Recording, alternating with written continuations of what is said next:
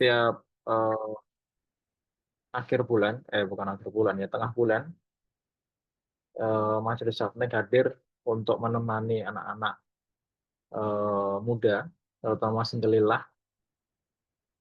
dalam mempersiapkan pernikahan, kemudian mempersiapkan juga ya segala hal yang terkait dengan pernikahan, terutama mungkin ilmunya. Ilmu itu nanti nyangkut ke mental, ya, kesiapan mental, kemudian kesiapan barangkali mungkin kesiapan finansial juga. Ya. Nah, malam hari ini eh, tema kita adalah tentang luka. Tentang luka. Nah, untuk berbicara tentang luka ini kita hadirkan Teh Wiwin, ya, Teh Wiwin yang nanti akan sharing bersama kita terkait sama eh boleh dibilang hal yang dialami, ya, hal yang dialami supaya memang ini adalah preventing, eh, hmm, pencegahan supaya kemudian nanti teman-teman ketika memang menikah tidak mengalami hal ini. Dan juga mungkin bukan hanya preventing tapi juga preparing gitu ya, siap-siap, eh, bahwa nanti kalau memang harus ketemu dengan luka, karena hidup itu kan isinya itu ya, kalau tidak ada suka berarti duka, ya, kalau tidak ada bahagia salah satunya adalah luka. Nah, oleh karena itu ya kita harus siap dengan dua-duanya, siap bahagia, siap kecewa, ya, ya, juga terluka. Walaupun mungkin kita tidak berdoa supaya kemudian terluka. Tapi kalau kemudian terluka, ya tentu saja, ya, itu kalau dikatakan sebagai sebuah sakit, ya Allah sudah sediakan obat. Nah, kita akan belajar pengalaman, kita akan belajar ilmu dengan bersama Teh Wiwin. Tapi sebelum itu teman-teman silakan yang sudah mendengar suara saya dengan jelas, boleh kasih reaction jempol semuanya teman-teman sekalian. Kemudian biar saya tahu ya, ini teman-teman hadir ini orangnya aja, ya, suaranya aja, atau emang jangan-jangan nggak hadir orangnya. Ya. Salah satu kemuliaan ketika kita mencari ilmu itu adalah hadir, ya, hadir.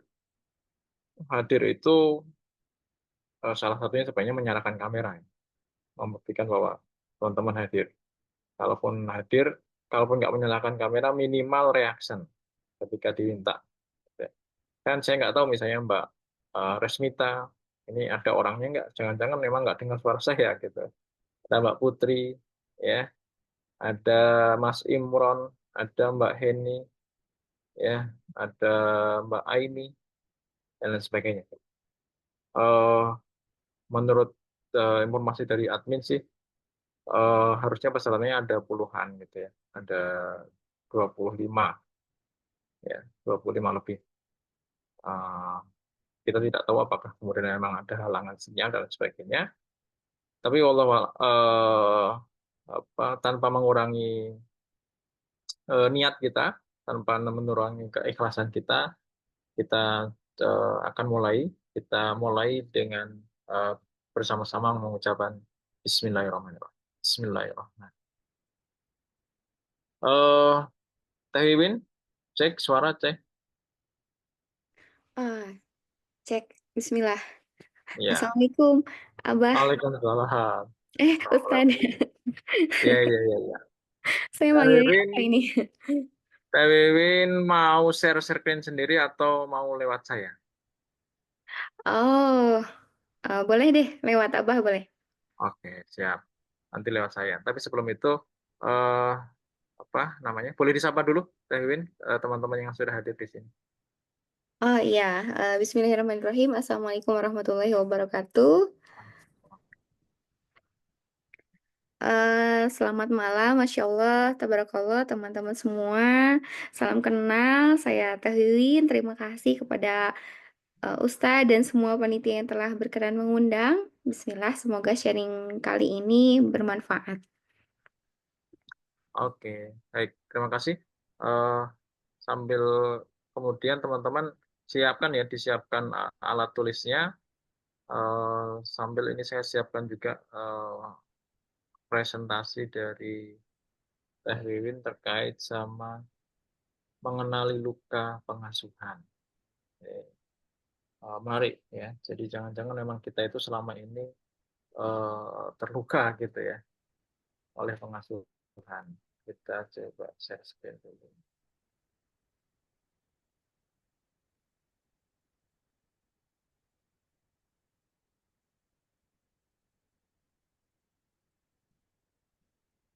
Oke, apakah sudah terlihat?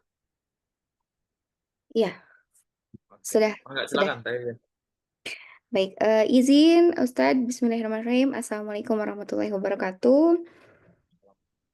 Alhamdulillahirrabbilalamin. Asyhadu an la ilaha illallah wa asyhadu anna Muhammadar Rasulullah.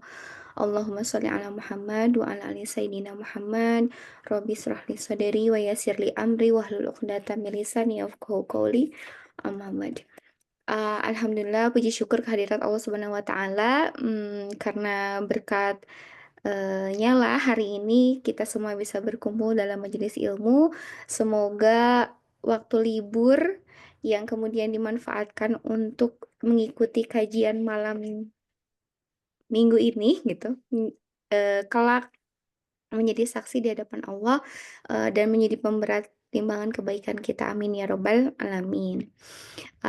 Ya, Bismillah. Sebelumnya, terima kasih lagi-lagi saya sampaikan kepada semua panitia yang telah mengundang gitu ya, mengizinkan saya untuk mengisi forum ini.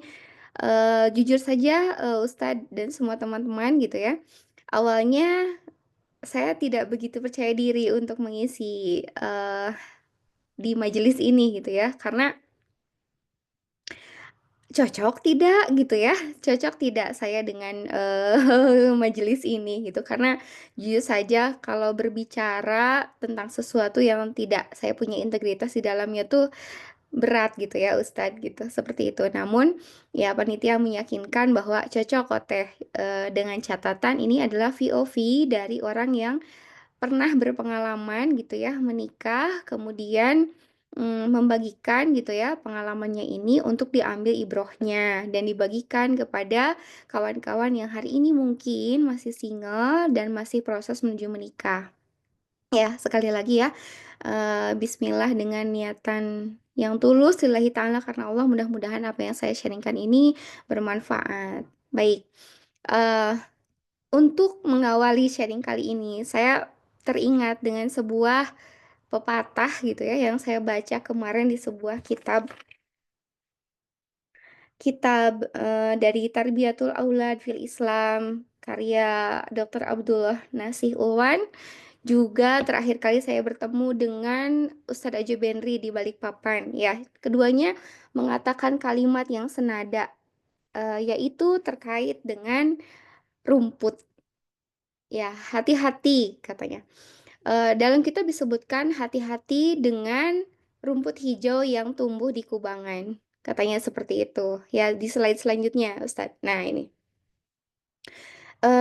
Dan terakhir kali ketika saya bertemu dengan Ustadz Ajo pun Ustadz mengingatkan, Nak, beliau kan manggil saya Nak ya, eh Ustadz gitu. Beliau berkata kepada saya, Nak, saya ingatkan ketika kamu hendak mencari lagi jodoh, katanya, eh, saya berpesan, Abi berpesan hati-hati dengan rumput yang tumbuh hijau, namun tumbuhnya itu di kubangan.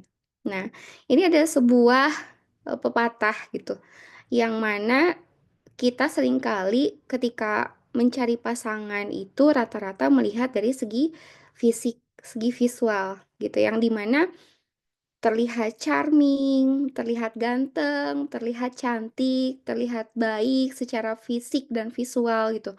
Tidak hanya secara fisik dan visual gitu, namun secara retorika gitu, pandai merangkai kata, secara tulisan, pandai merangkai kata, enak untuk didengar, mampu berbicara di depan banyak orang. Nah, kita seringkali tertarik dengan sosok-sosok yang seperti itu, yang mungkin di sosial medianya begitu digandrungi dan sangat populer, begitu memiliki banyak followers gitu. Nah, tapi yang harus kita ingat gitu ketika ta'aruf, kata Ustadz gitu ya, adalah hati-hati dan jeli melihat bagaimana ia tumbuh dan dibesarkan di lingkungan seperti apa. Karena rumput yang hijau ketika itu dibesarkan di kubangan yang kotor, di kubangan atau di sungai yang misalnya itu tercemar, tentu kita pun keberatan untuk mengambilnya dan menjadikannya makanan. Betul ya? Gitu ya kawan-kawan. Tentu kita keberatan gitu memetik kangkung di yang hijau, yang segar, yang lebat gitu, yang begitu bagus gitu.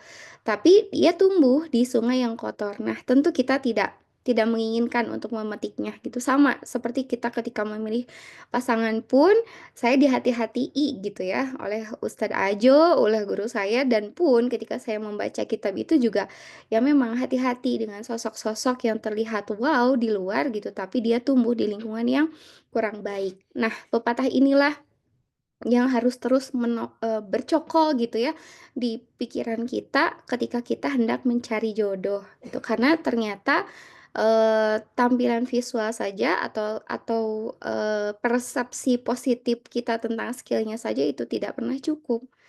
Jauh yang lebih akan mempengaruhi pasangan berjalannya keharmonisan dalam rumah tangga itu ternyata berawal dari bagaimana ia dibesarkan dan ya qadarullah gitu ya saya mengalami itu gitu saya mengalami saya pikir gitu ya ketika ketika rumah tangga itu cukup saya melihat secara personal oke gitu ya baik gitu saya tidak melihat gitu bagaimana latar belakangnya dan ternyata ketika dijalani itu cukup menjadi sebuah tantangan yang bahkan ketika pun kita sudah berusaha effort di dalamnya ya qadarullah ada saatnya gitu, ada titik di mana wah saya bendera putih gitu seperti itu ya. Nah, hal ini juga senada dengan apa yang dikatakan oleh yang berkisah tentang Imam Sufyan Asauri. Sufyan Asauri itu kan salah satu anak yatim gitu yang ditinggalkan oleh ayahnya meninggal, hidup bersama ibunya, namun ketika ayahnya meninggal, ayahnya adalah sosok yang solih. Dan ketika ayahnya hidup, ayah itu sosok yang solih dan ketika ayahnya meninggal, beliau diasuh oleh ibu yang solihah. Sehingga Sufyan Asauri menjelma menjadi sosok yang begitu dipandang gitu ya di kalangan umat Islam. Dan salah seorang penyair mengatakan ketika melihat gitu, menggambarkan sosok Sufyan al-Thawri mengatakan para pemuda kami tumbuh menurut kebiasaan yang diajarkan oleh ayahnya. Nah, ini tuh satu kalimat ini tuh membuat saya eh, apa ya? Oh iya, memang gitu. Seorang pemuda itu amat sangat ditentukan oleh bagaimana cara dia diasuh oleh keluarganya, oleh ayah dan ibunya. Dan itu akan sedikit banyak gitu ya mempengaruhi bagaimana kelak dia akan berperilaku, berkarakter ketika menjalani kehidupan rumah tangga gitu ya. Jadi poinnya adalah hati-hati dengan sosok-sosok, perlihatkan, gali lebih jauh tentang bagaimana ia dibesarkan. Ya, selanjutnya, eh, luka pengasuhan itu tidak bisa dianggap remeh. Itu yang saya alami gitu ya. Luka pengasuhan, inner child itu kan boomingnya tuh di tahun 2022, 2023 gitu ya. Ketika saya menikah zaman dahulu gitu, ini tuh tidak begitu familiar, tidak begitu dibahas gitu ya. Ketika pengenalan itu cukup kepada visi, misi gitu, seperti itu. Tapi tidak menggali gitu, kamu punya luka apa, secara mental, kamu punya persepsi negatif apa terhadap orang tua atau terhadap lingkungan masa kecil itu kan tidak dibahas. Nah, seiring dengan berjalannya waktu hari ini gitu banyak sekali ilmu-ilmu psikologi yang bertebaran gitu di media sosial dan tentunya salah satu ibroh gitu atas pengalaman saya kemarin juga akhirnya saya menceburkan diri untuk berkuliah juga nih di jurusan psikologi akhirnya karena memang eh, saya eh, mengharuskan diri gitu menambah diri dengan keilmuan-keilmuan ini mengingat ada rantai yang harus diputus nih gitu antara anak-anak dengan orang tuanya. Jangan sampai mewariskan luka pengasuhan yang sama gitu ya, seperti itu. Saya diamanahi dua anak perempuan, kemudian saya pun harus gitu ya berhubungan dengan baik dengan ayahnya anak-anak gitu. Sehingga di sini saya pun perlu memiliki keilmuan-keilmuan yang cukup ketika saya menghadapi case-case gitu luka pengasuhan. Nah, eh kalau teman-teman gitu ya, kondisinya ketika menikah itu masih awam seperti saya dulu, tidak punya ilmu tentang luka pengasuhan, tapi ketika menikah ternyata gitu ya, tiba-tiba ini teh apa gitu, sebuah kejutan. Ada ujian di rumah tangga yang ternyata setelah diusut, eh, usut demi usut gitu ya, ternyata ini tuh sumbernya tuh dari luka pengasuhan. Tentu apa yang terjadi kita akan kaget ya. Kaget sekali. Waduh, ujian apa lagi nih ya Allah gitu kan. Musibah apa lagi nih ya Allah gitu, seperti itu kan. Nah, tapi kalau misalnya kondisinya sudah menikah, ketika menghadapi atau mendapati pasangan kita ternyata memiliki problem yang itu berasal dari luka pengasuhan, maka mau tidak mau kita menerima. Menikah itu kan bukan seperti pacaran ya. Menikah itu bukan seperti pacaran yang kalau misalnya nggak suka bisa langsung putus. Kan tidak bisa seperti itu. Menikah itu mitsakon golizo gitu ya, perjanjian yang agung gitu dengan Allah Subhanahu wa taala. Ketika kita direzekikan pasangan, maka salah satu cara terbaik adalah menerima bahwa itu bagian dari takdir Allah Subhanahu wa taala, dan salah satu sikapnya adalah kita menerima sepaket pasangan kita baik dan kurangnya. Itu kalau kalau kondisinya sudah menikah gitu. Eh, kita menerima sepaket kelebihan dan kekurangannya, kita menerima masa lalunya, kita menerima keluarganya, kita pun menerima inner child-nya gitu. Dan tidak cukup sampai menerima, tidak cukup kita, aduh saya terjebak nih dalam situasi pernikahan seperti ini. Tidak cukup menjadikan diri kita sebagai korban dan membuat diri kita seolah-olah terjebak dalam pernikahan yang diwarnai oleh luka pengasuhan. Namun kita bisa memilih untuk bertindak ta'awun, tolong menolong dengan pasangan. Ya, saya ingat sekali ada sebuah hadis yang begitu menohok bagi siapapun yang hari ini gitu dikaruniai Allah ujian pasangan dengan luka pengasuhan. Hadisnya itu adalah tolonglah yang zolim dan yang dizolimi. Seperti itu ya. eh Seseorang yang menikah dan dalam pernikahannya dia masih membawa luka pengasuhan, rata-rata secara tidak sadar itu bisa menzolimi pasangannya, gitu.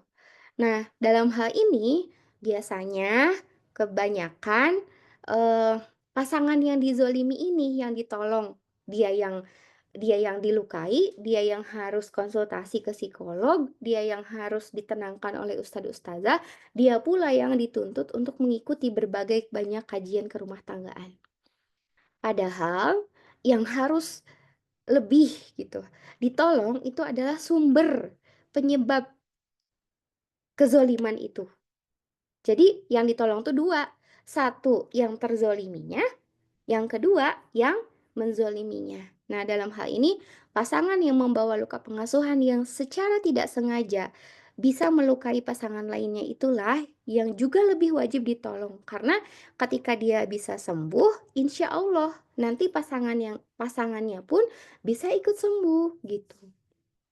Bagaimana kita terus-menerus mengepel lantai yang bocor sementara mengepel lantai yang basah sementara atap yang bocornya tidak diperbaiki gitu. Maka solusinya selalu dua. Satu, lap lantai yang basahnya, yang kedua, perbaikilah atap yang bocornya. Seperti itu gitu.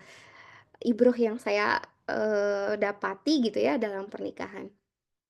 Nah, maka ketika ada pertanyaan, "Teh, pasangan saya mah tidak ada problem luka pengasuhan yang begitu signifikan sih di keluarga saya. Tapi pasangan saya nih," gitu. Suka ada tuh pertanyaan seperti itu. Maka jawaban saya adalah barangkali kehadiranmu di sana adalah sebagai jawaban dari Allah atas doa pasanganmu di masa lalu atau atas doa ibu dari pasanganmu di masa lalu gitu. Karena jangan selalu GR gitu bahwa Allah itu mengabulkan doa kita gitu. Bisa jadi di momen itu kita adalah jawaban doa dari pasangan kita. Karena pasangan kita tuh ada momen solehnya loh gitu. Entah ketika dia single, entah amalan apa yang dia lakukan, sehingga ketika dia berdoa, "Ya Allah, saya ingin pasangan yang solih atau pasangan yang solihah," gitu. Sehingga Allah menjawab doanya dengan menghadirkan kita dalam pernikahan itu. Nah, kalau memang situasinya seperti itu, maka kembangkan sifat ta'awun. Ta'awun, tolong menolong, dan, bagi pasangan yang direzekikan, pasangan yang menguji, ya boleh jadi keberadaan mereka itu adalah sebagai katalis dari kesakinahan, katalis dari keharmonisan, juga, eee, bonus pahala dari Allah Subhanahu wa Ta'ala. Nah, sekarang kalau posisinya adalah, Teh bukan pasangan saya yang menguji, tapi justru saya yang menjadi ujian di keluarga ini, alias sayalah yang memiliki luka pengasuhan itu, seperti itu ya. Maka tadi, kalau sadar bahwa kita adalah orang yang zolim, bahwa kita adalah orang yang membawa luka pengasuhan sehingga tidak sengaja menyakiti pasangan kita secara sadar untuk memperbaiki diri, untuk berobat ke psikiater, nanti melakukan empathy chair misalnya, dan lain-lain proses terapi yang disuguhkan oleh para psikolog itu gitu ya. Eee, dan tadi ya, satu sama lain saling berkonsultasi ke psikolog, nanti psikolog yang akan, mengarahkan sikap terbaik apa yang bisa dilakukan oleh individu yang bermasalah, dan sikap apa yang terbaik yang dilakukan oleh pasangan. Sebagai partnernya gitu, agar bisa me-reparenting luka pengasuhan pasangannya ini. Kebayang nggak? Terlalu cepat nggak penjelasan saya?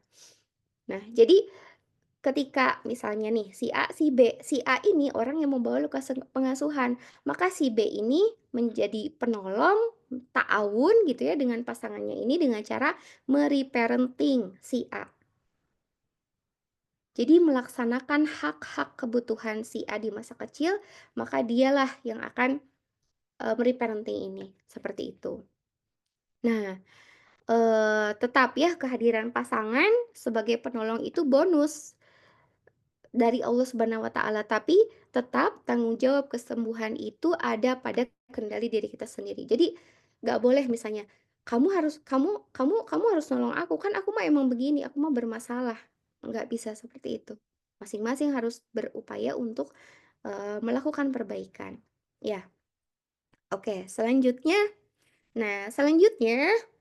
tadi gitu, itu situasinya kalau berada dalam situasi pernikahan gitu. Sekarang kita beralih nih ke tindakan preventifnya.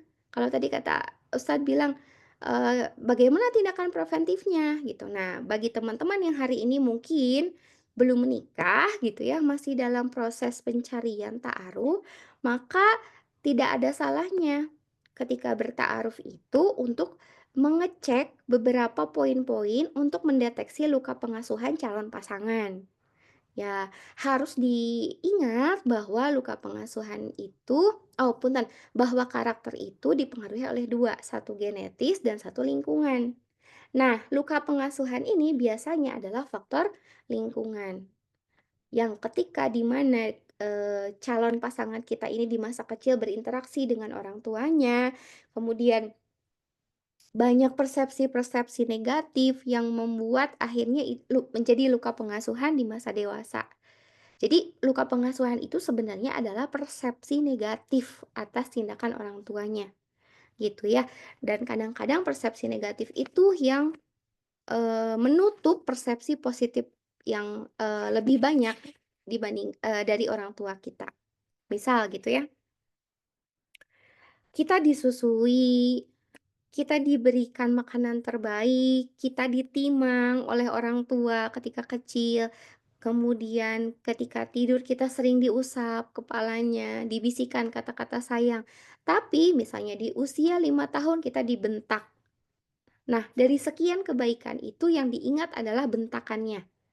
Nah, bentakan itulah yang kemudian diingat dan menjadi luka pengasuhan di masa dewasa. Jadi luka pengasuhan itu asalnya dari persepsi negatif. Persepsi negatif yang menutup seluruh persepsi positif gitu.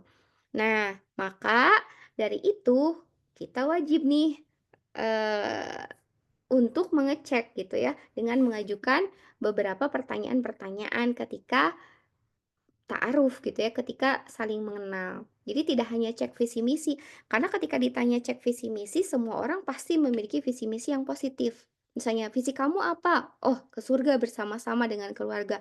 Misi kamu apa? Oh, nanti sholat berjamaah di rumah. Oh, nanti ada hafalan Quran dan em, ya poin-poin perfect gitu, sempurna lainnya.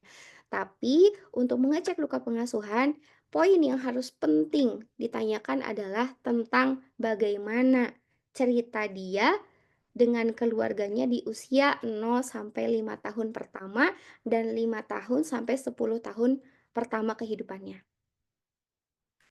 Cek gitu. Apakah ketika dengan keluarganya itu cukup dekat?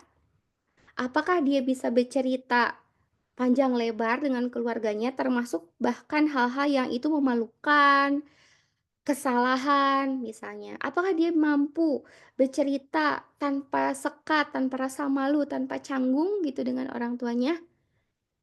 Bagaimana ketika berangkat atau pulang sekolah dengan orang tuanya? Siapa yang mengantar pulang sekolah? Apa yang dilakukan ketika pulang sekolah?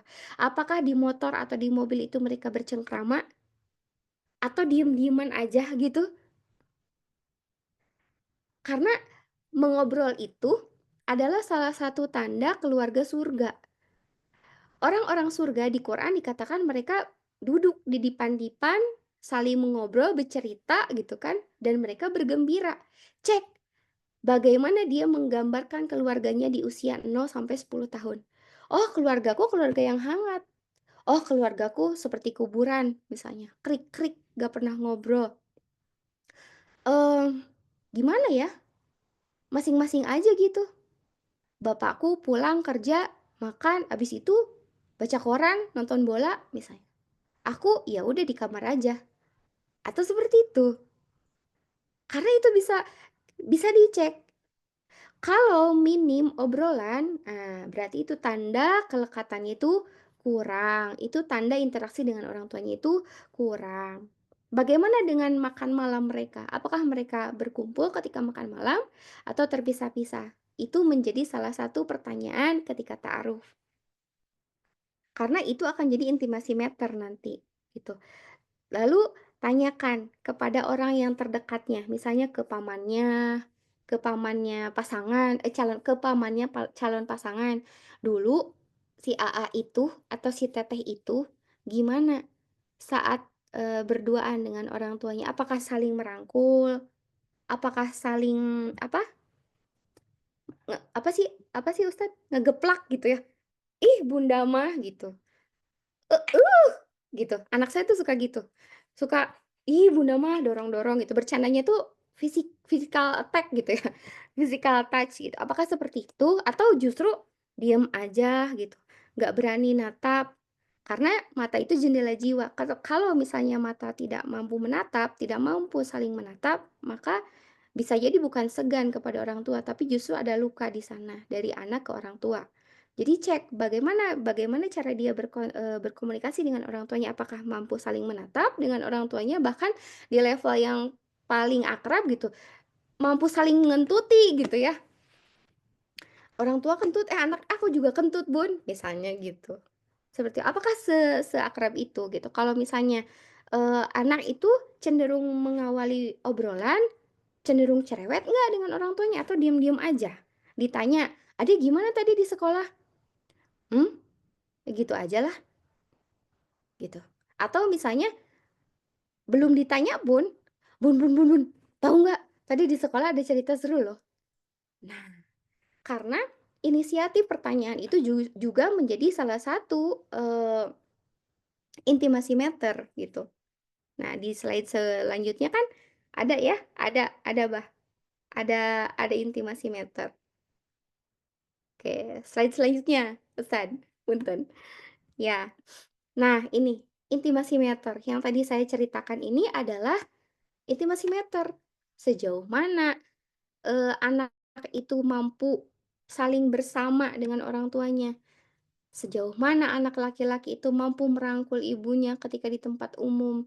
Sejauh mana anak perempuan itu mampu physical touch dengan ibunya? Kalau misalnya terlihat ada jarak, oh berarti itu kelekatannya tidak aman. Itu udah lampu kuning tuh. Kalau seperti itu udah lampu kuning. Ada apa ketika seorang anak tidak dekat dengan orang tuanya? Spontanitas, mau naik kendaraan bareng atau enggak, mampu bersentuhan atau tidak, saling menatap atau tidak, irit bicara atau cerewet, kemudian punya inisiatif bercerita atau tidak. Itu adalah salah 5 deng, salah 5, salah 6 ya, dari intimasi meter gitu yang bisa kita tanyakan ketika kita bertaaruf dengan calon pasangan. Kenapa? Karena hubungan anak dengan orang tua di 5 tahun pertama, itu akan menjadi blueprint seseorang ketika berelasi di kemudian hari dengan orang asing lainnya. Itu kalau menurut teori kelekatan. Seperti itu. Dan ya di agama pun gitu ya, di psikologi Islam pun diajarkan bagaimana Rasulullah begitu membuat koneksi dengan, mmm, anak-anak muda, dengan Hasan, Husain, dengan Mus'ab, Abu Umair gitu ya. Bagaimana Rasulullah itu begitu, eee, melimpahkan kasih sayang untuk anak-anak sehingga ketika anak-anak ini dewasa, anak-anak ini besar, mereka menaruh respek, hormat kepada Rasulullah SAW. Eee, dan tentunya ini menjadi, gambaran, menjadi blueprint dari sahabat-sahabat yang muda ini ketika mereka berelasi atau berinteraksi dengan, yang lainnya gitu ya. Maka poinnya di sini adalah sebaik apa calon pasangan kita berelasi dengan orang tuanya di 0 sampai 5 tahun pertama atau 5 sampai 10 tahun berikutnya, itu yang akan menjadi gambaran bagaimana nanti dia akan berelasi dengan pasangannya di kemudian hari dalam ikatan pernikahan. Sekiranya relasi itu, oke tidak sempurna tapi masih bisa diterima, maka ya mungkin itu bisa jadi, bahan pertimbangan untuk melanjutkan ta'aruf gitu ya. Tapi kalau misalnya kita melihat, wah berat nih, dengan orang yang melahirkannya saja, dengan orang yang dia berasal dari genetisnya saja begitu asing gitu ya. Aduh bagaimana dengan kita yang benar-benar asing? Tentu tantangannya akan jauh lebih berat. Jangan berpikir bahwa, "Oh, kita bisa mengubah kok, kita bisa menjadi pahlawan kesiangan untuk mereka." Kalaupun mau, ya silahkan, itu akan menjadi jalan pahala gitu. Namun pada kenyataannya, Masya Allah, tabarakallah gitu ya. Ternyata, eee, kesulitan karakter di masa depan diakibatkan oleh luka pengasuhan masa lalu itu juga tidak jauh lebih besar gitu, tidak jauh lebih sedikit tantangannya. Dan harus punya bahan bakar yang luar biasa gitu. Oke, nah lalu bagaimana yang green flag? Oke, slide selanjutnya. Bagaimana yang green flag? Yang green flag itu adalah yang kebalikan dari yang tadi, yang secara intimacy matter semuanya checklist ya, gitu. Itu adalah orang yang green flag. Ketika kita melihat sosok orang tua yang mengasuh calon pasangan kita ini sangat green flag, maka otomatis karakter calon pasangan ini pun 99% akan green flag. Karena tadi ya, mereka akan mengcopy, mereka akan memodel, mereka akan meniru dari sosial mereka, dari pengasuh utama mereka, bagaimana cara berelasi dengan orang lain.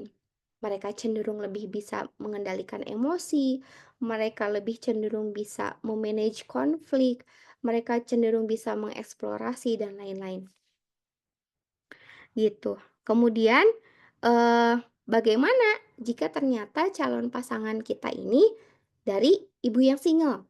Oke, di slide selanjutnya, Ustadz. Nah, karena kan tadi ya, ketika kita bertaaruf dengan seseorang gitu ya, harapannya tentu kita mengharapkan dia berasal dari keluarga yang ideal ya, betul ya? Karena tadi kita mengharapkan ketika dia menjadi bagian dari diri kita, menjadi pasangan kita, kelak dia pun akan memimpin keluarga kita dengan cara-cara yang ideal, gitu ya. Namun, pada kenyataannya ada beberapa yang mungkin di antara kita bertemu dengan calon pasangan yang ketika ta'aruf itu mereka mengatakan, "Saya berasal dari keluarga single parent." Nah, kalau seperti itu gimana tuh gitu ya. Nah, tentu kita tidak bisa mengeneralisir bahwa orang-orang yang berasal dari keluarga single parent itu akan selalu memiliki negatif gitu, warisan negatif, warisan luka pengasuhan negatif gitu. Tidak selalu seperti itu. Karena berdasarkan sirah-sirah yang saya baca gitu, ternyata banyak juga loh gitu di antaranya para imam yang mengubah dunia. Bahkan Rasulullah sendiri itu berasal dari keluarga yang single, bahkan dari keluarga yang tidak ideal. Ketika saya membaca buku gitu ya, Ibunda Para Pengubah Wajah Dunia. Di sana kan ada Imam Malik, ada Imam Ahmad, Imam Bukhari, Sufyan Asauri termasuk gitu. Kemudian para khalifah-khalifah, beberapa di antaranya justru mereka hadir dari keluarga yang tidak ideal, dalam tanda kutip hanya diasuh oleh ibunya saja. Bahkan Abdullah bin Zubair itu adalah salah satu tokoh pengubah dunia yang dia itu berasal dari keluarga single parent yang hanya diasuh oleh Asma binti Abu Bakar. Karena dalam riwayat Asma binti Abu Bakar itu bercerai dengan Zubair bin Awam. Artinya, kita tidak bisa mengeneralisir gitu bahwa orang yang berasal dari keluarga single parent itu akan selalu mewarisi luka pengasuhan dan akan menjadi anak broken home lalu dicoret atau di blacklist dari calon ta'aruf. Nah, tapi dalam hal ini, kalau kasusnya demikian, maka yang harus dilihat apanya? Pertama, selain daripada pertanyaan-pertanyaan tadi ya, selain daripada karakter utama dari personalnya, kita harus melihat bagaimana kondisi ibunya. Nah, gitu. Saya mempelajari ya gitu. Karena tadi eh, pengalaman membuat saya belajar gitu ya, Ustadz dan kawan-kawan gitu. Hari ini saya berada di situasi saya hidup sebagai single parent. Tentu ketika menjalani peran sebagai single parent, eh, saya merasa bahwa awalnya kan cukup minder gitu ya, cukup rendah diri dan lain-lain. Sampai ada satu kalimat yang begitu menguatkan saya, yaitu bahwa apapun peran kita hari ini menjadi istri atau tidak menjadi istri atau bahkan menjadi single parent sekalipun, dengan jalan bercerai atau ditinggalkan suami sekalipun, semuanya dapat menjadi seseorang yang mulia. Yang penting adalah bagaimana dalam setiap situasi itu kita tetap menjadi hamba Allah yang beriman dan bertakwa gitu.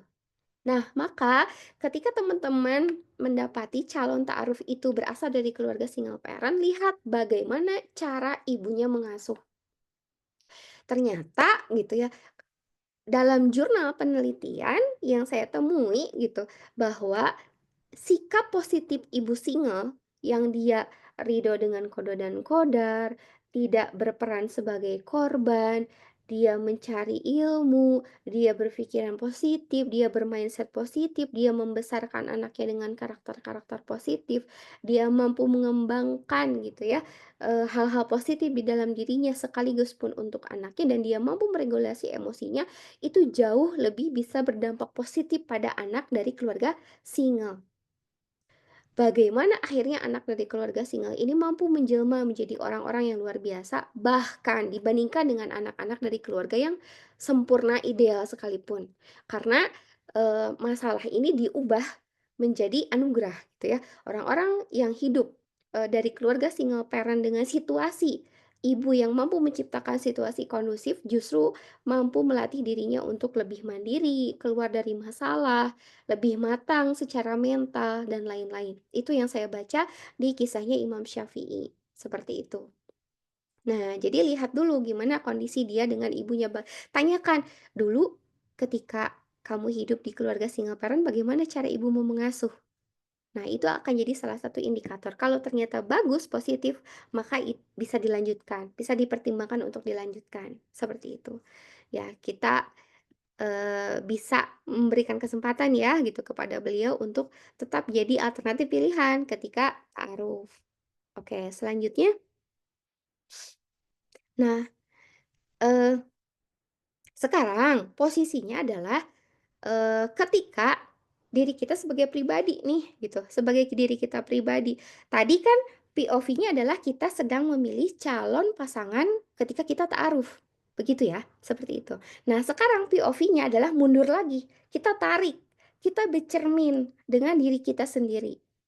Hari ini kita tidak sedang menilai dia gitu sebagai calon ta'aruf. Tapi hari ini kita sekarang di sesi ini nih, di slide ini kita menilai, bercermin dengan diri kita sendiri.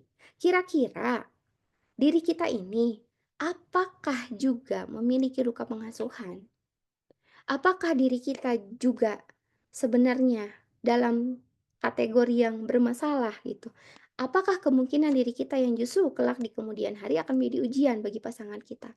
Maka yang harus diingat adalah ketika ta'aruf itu sibuk menjadi, bukan sibuk mencari.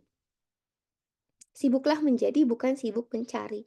Nah, jadi, apa maksudnya? Ya, alih-alih kita mengurusi gitu ya, luka pengasuhan calon orang yang kita ta'arufi gitu, tidak perlu kita sampai mengubah dia gitu, cukup sampai bisa menilai, cukup bisa sampai, oh kita tahu nih checklist-checklist-nya apa gitu. Tapi jauh lebih daripada itu adalah menjadi PR diri kita sendiri untuk kita bisa mengenali tipe luka pengasuhan kita dan kemudian kita menyembuhkan luka pengasuhan kita. Nah, sebenarnya ini ada 4 ya, punten, belum sempat diedit tapi nggak apa-apa nanti pas dicatat aja yang dieditnya. Nah, kenapa seperti itu gitu ya, kenapa kita harus lebih besar, porsi untuk menyembuhkan diri kita sendiri, kebayang nggak ketika kita menyingkirkan duri di jalan agar orang lain tidak terluka saja, itu dapat pahala yang besar dari Allah, betul ya? Betul. Coba bayangkan apalagi ketika kita menyingkirkan duri-duri luka pengasuhan di dalam diri kita untuk agar di kemudian hari tidak melukai pasangan kita. Nah, ke situ arahnya, gitu. Maka selain kita pandai menilai gitu calon pasangan, maka kita pun harus sangat pandai menilai dan memperbaiki luka pengasuhan kita sendiri, gitu. Nah, dari sekian banyak luka pengasuhan, yang paling banyak itu ada 4. Ini baru 3 ya kalau di slide, tapi ini, saya tambahkan satu. Yang pertama itu adalah penolakan. Oh iya sebelumnya, luka pengasuhan ini saya informasikan ini adalah lanjutan gitu ya, tema lanjutan sebagai akibat dari kelekatan anak selama 0 sampai 5 tahun yang tadi saya jelaskan. Kalau 0 sampai 5 tahunnya kelekatannya aman, ini tidak akan ada luka pengasuhan. Tapi kalau tidak aman, nah inilah yang berpotensi luka pengasuhan. Nah inilah jenis-jenis luka pengasuhannya. Nah, jadi dalam kelekatan itu ada yang namanya, anxious attachment, kelekatan yang cemas gitu ya, yang di mana ketika itu anak sering ditolak, sering dikritik berlebihan, tidak merasa diterima, ortu baru menyayangi ketika bersyarat. Nah, nanti akibatnya seseorang ini di masa dewasa akan merasa sensitif terhadap kritik, kemudian memerlukan validasi dari orang lain, sangat pencemburu gitu ya, kemudian tidak bisa sendirian, selalu merasa rendah diri, merasa tidak layak untuk dicintai, dan sangat takut untuk ditolak, akhirnya menjadi people pleaser. Jadi kalau dia berelasi dengan pasangannya, dia akan selalu jadi orang yang, "Oke deh, aku harus melakukan apa supaya kamu mencintaiku," gitu. Nanti di masa pernikahannya seperti itu. Nah, karena kenapa? Karena ketika kecil dia sering ditolak. Ketika hamil, kalau perempuan hamil, orang-orang yang mempunyai luka pengasuhan penolakan pasti cepat baby blues. Gitu. Sementara kalau laki-laki biasanya dia cepet mogok kerja, jadi pengangguran, jadi kayak nggak ada hasrat gitu untuk berupaya bekerja, seperti itu. Nah, terus kalau yang kedua itu ada lagi luka pengasuhan pengabaian. Ini berakibat dari kelekatan tidak aman yang bernama avoidant attachment. Kelekatan yang, menghindar ya, seperti itu. Nah, biasanya ketika kecil orang tuanya itu sering Sering nggak misalnya mama kita dulu, "Mama mau dipeluk, mama mau digendong." Mama kita misalnya bilang gini, "Tunggu Adek, mama mau ngepel dulu. Tunggu Adek, mama mau kerja dulu. Tunggu Adek, mama mau berangkat kerja dulu. Tunggu Adek, mama lagi sibuk. Tunggu Adek lagi, mama lagi tunggu Adek, papa lagi ini, lagi banyak kerjaan." Sehingga anak merasa diabaikan. Nah, inilah yang mengakibatkan, luka pengasuhan pengabaian. Jadi sering ditolak. Makanya ini jadi refleksi untuk saya gitu ya, Ustadz gitu dan kawan-kawan, saya seperti itu nggak ya ke anak saya gitu? Dikit-dikit, "Bentar dulu Bunda ada Zoom dulu," misalnya. Maka saya dengan sadar gitu ketika 2 tahun terakhir ini, aku mulai mengurangi jadwal Zoom seperti itu. Saya mengurangi jadwal keluar kota gitu, seperti itu. Nah, karena saya khawatir gitu anak merasa dianggurin. Ada sih kita di rumah gitu, tapi kok dianggurin misalnya gitu ya. Seperti itu. Ketika belajar tuh kan yang paling harus pertama kali praktek ya orang yang belajar ya, saya gitu. Sebelum mengajarkan ke orang tuh ya saya dulu yang harus praktek gitu. Seperti itu. Terus misalnya, "Ah, malam ini saya mau Zoom." Ya udahlah dari pagi sampai sore saya temani mereka. Dari pagi sampai sore tadi saya temani mereka. Yang kecil saya temani ke rumah sakit, dari pagi sampai jam 2 siang, terus dari jam 2 siang sampai maghrib barusan 6:30 saya baru nyampe rumah, nemenin mereka bermain gitu kan, yang kakaknya mau apa, yang adiknya mau apa, hayu selesai. Nah setelah tugas saya selesai baru, "Bunda Zoom dulu ya." Karena saya takut gitu anak saya merasa diabaikan. Jadi saya selalu tindakan preventif dulu gitu sebelum Zoom tuh, seperti itu. Ya, karena dulu lab saya adalah diabaikan. Diabaikannya tuh, "Tunggu," padahal sepele ya, "Ma, atuh Mah mau deket," misalnya, "Tunggu dulu ya Mama teh repot ini teh, harus ada yang banyak dikerjain," gitu. Kayak gitu. Nah, karena saya belajar dari masa lalu, oh saya nggak boleh kayak gitu ke anak gitu. Seperti itu. Akibatnya apa? Kita akan jadi orang yang flat perasaannya, tidak inisiatif, frozen emotion. Dan paling berbahaya ketika dia cenderung menahan perasaannya, tidak mengungkapkan, "Saya lagi marah, saya lagi sedih, saya lagi kecewa." Dia diem aja gitu. Perasaannya tuh gini, "Ngapain saya ngungkapin perasaan kecewa saya? Toh kalau udah diungkapin juga pasti nggak akan dianggap," gitu kan. Ada nggak yang seperti itu perasaannya? Nah, saya dulu seperti itu. Jadi kalau mau senang, mau sedih juga, udah biasa aja gitu. Nah, sekarang saya mulai belajar untuk mengekspresikan, aku marah, aku kecewa, oh aku senang gitu. Jadi kelihatan perbedaannya dan itu cara saya untuk mereparenting diri saya sendiri. Nah, paling parah adalah ketika seseorang bisa jadi psikopat. Di, media sosial saat ini kan banyak tuh bukan banyak ya, ada satu kasus yang dia memutilasi pasangannya, betul ya? Saya pikir itu tidak hanya berhubungan dengan latar belakang pekerjaan dia yang tukang jaga dan lain-lain gitu, tapi saya melihat gitu, oh mungkin ada masa lalu beliau yang mungkin sering diabaikan sehingga dia, flat perasaannya gitu, tidak zero zero zero emotion yang membuat akhirnya dia mampu jadi seorang psikopat. Wallahu a'lam bishawab. Oke, nah kemudian yang ketiga adalah pemanjaan. Pemanjaan itu, salah satu akibat dari kelekatan yang permisif. Jadi ada orang tua yang kayak sekarang nih, Gen milenial itu seringkali, ingin memberikan selalu yang terbaik kepada anaknya, gitu nggak, Ustadz? Ada pemikiran gitu, saya dulu dikerasin nih sama orang tua, akhirnya ketika punya anak saya ingin memberikan yang terbaik untuk anak. Secara tidak sadar kadang menjadi permisif, menjadi agak permisif, pemanjaan gitu ya, akhirnya nanti anak eee, akan sangat banyak menuntut ketika dia menikah, karena sering dimanja sama orang tuanya. Nah, apakah kita termasuk yang seperti itu?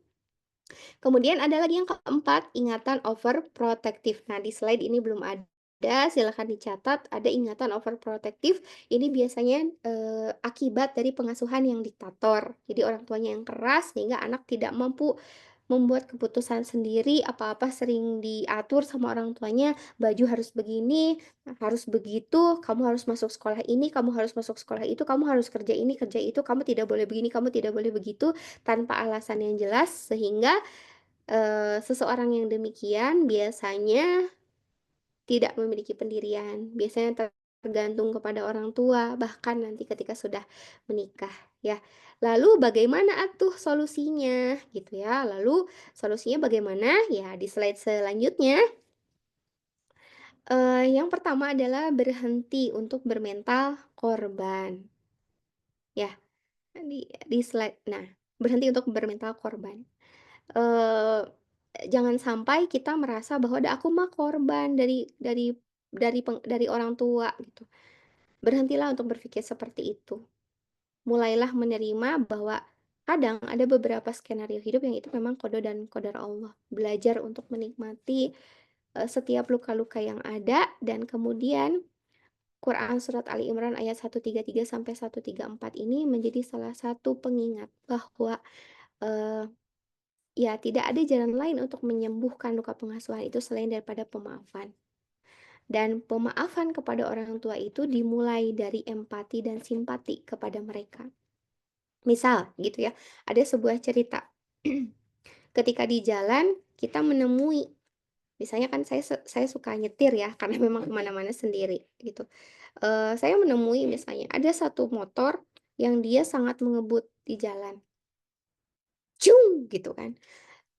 Reaksi pertama saya adalah, "Astagfirullah, itu teh motor teh kenapa kalau misalnya dia ngebut nanti gimana kalau nabrak saya atau misalnya nabrak yang lainnya bla bla bla bla bla bla bla bla bla," gitu ya. Ngomel, gitu kan. Nah, tapi kemudian, sejurus kemudian berapa ratus meter ke depan ternyata saya melihat motor itu masuk ke puskesmas. Otomatis apa yang saya lakukan? Omelan saya berhenti. Omelan saya berhenti dan saya berkata, "Oh, berarti tadi dia ngebut itu karena sedang terburu-buru karena ada salah satu kerabatnya yang mungkin dalam situasi kritis di puskesmas atau di rumah sakit." Otomatis omelan kita berhenti, otomatis kemarahan saya berhenti, dan otomatis suudzon saya berhenti. Situasinya tidak berubah, tapi perasaan saya berubah. Itulah yang akan kita lakukan kepada orang tua kita untuk menyembuhkan luka pengasuhan kita. Situasi, keadaan, kesalahan yang itu datang dari orang tua kita terhadap kita mungkin tidak berubah dan memang sudah tidak bisa diubah karena begitu kenyataannya. Dan masa lalu, ya namanya masa lalu tidak bisa diubah gitu.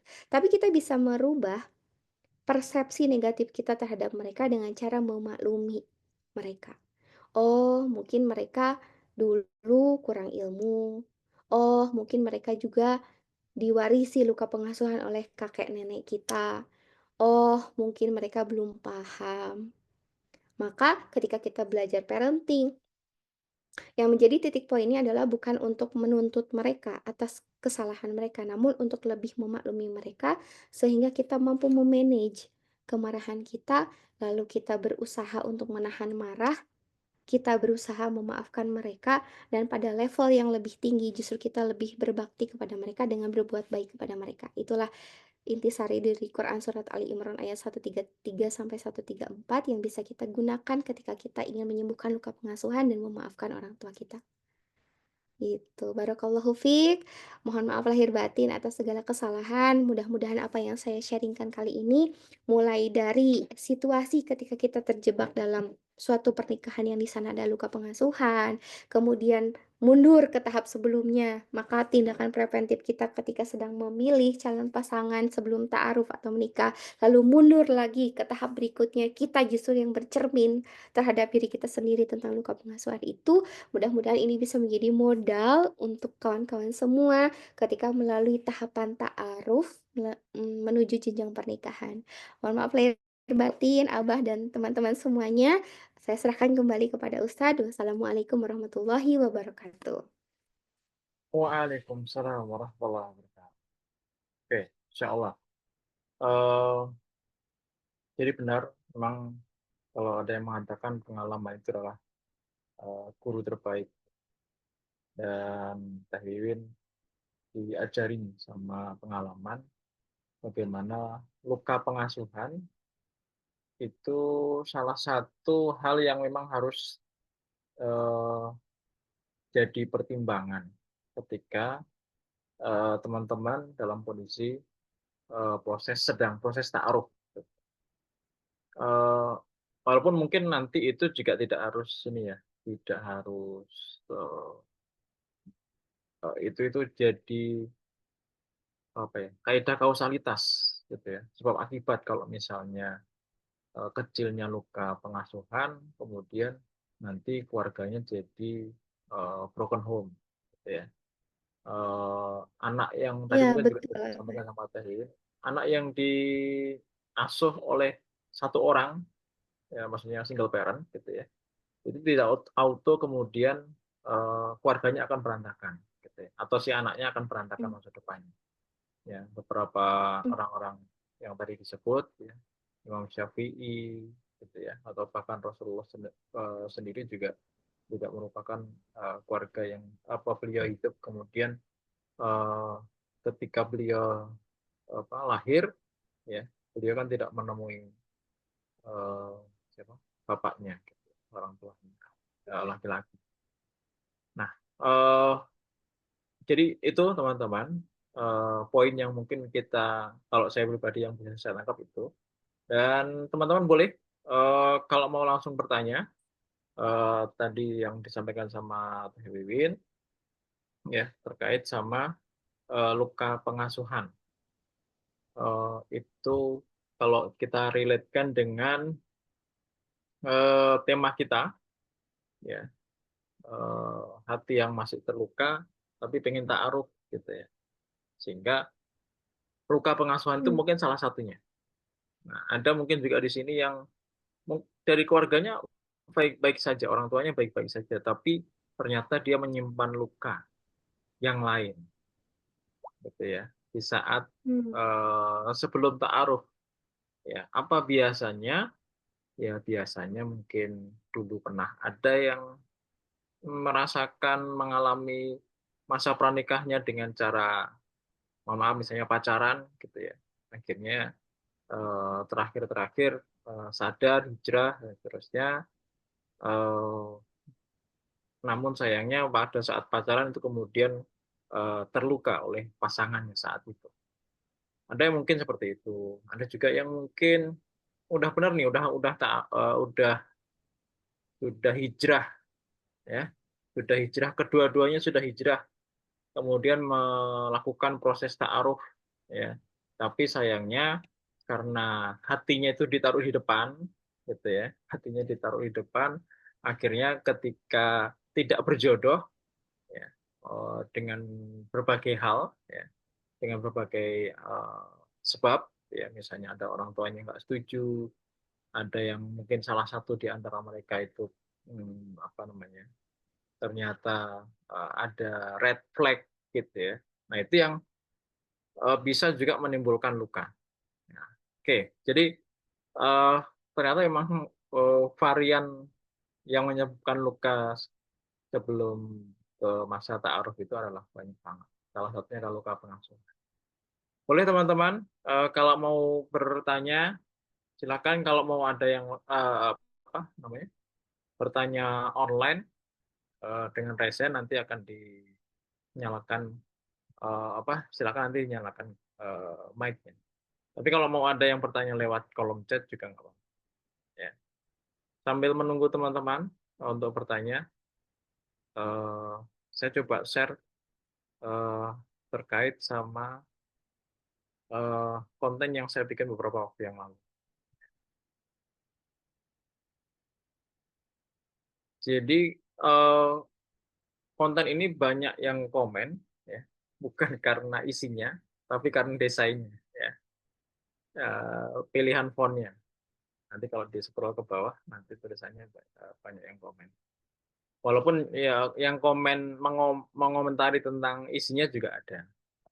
Nah, bukan itu yang ingin saya sampaikan, tapi ada sebuah riset yang menyebutkan bahwa usia 27 sampai 35 itu adalah golden moment, ya, golden moment untuk mencari pasangan atau menemukan pasangan.